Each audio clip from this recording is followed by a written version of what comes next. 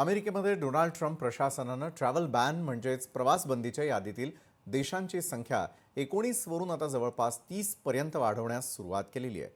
US citizenship and immigration सर्व्हिसेसने या देशांमधील नागरिकांच्या व्हिसा आणि ग्रीन कार्ड अर्जांना तात्पुरतं थांबवून सुरक्षा चिंतेवरती भर दिलेला आहे.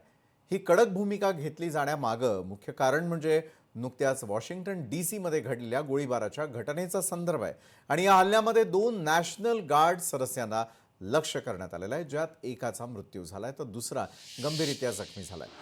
संशयित रहमानुल्लाह लखनवाल जो अफगाणिस्तानचा नागरिक असून 2021 मध्ये अमेरिकेत आलेला होता, त्यानं हा हल्ला केल्याचा आरोप आहे. लखनवालनं अफगाणिस्तानमध्ये अमेरिकन सैन्य आणि CIA सोबत काम केल्याची माहिती देखील मिळते. ट्रम्प प्रशासनानं या घटनेला स्थलांतर प्रक्रियेमधील कमकुवत घटना म्हणून बॅन अधिक कडक करण्याचं कारण स्पष्ट केलंय आणि या निर्णयामुळे येत्या काळामध्ये अनेक देशांमधील नागरिकांसाठी अमेरिका प्रवेश कठीण होणार आहे. सध्या बॅन अंतर्गत कोणते देश आहेत त्यावर एक नजर टाकूयात. बॅन असलेल्या देशांमध्ये समावेश आहे अफगाणिस्तान, चाड, काँगो, Eritrea, Iran, Libya, Myanmar, Somalia, त्यानंतर सुदान, येमेन, इक्वेटोरियल गिनी आणि बुरुंडी,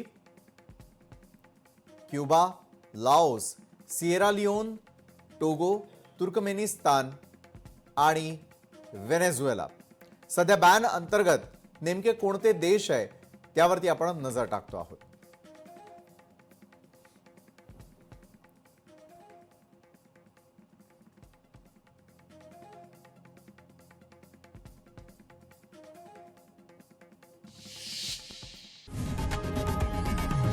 लोकशाही मराठी ऐका, पहा, जागरूक रहा.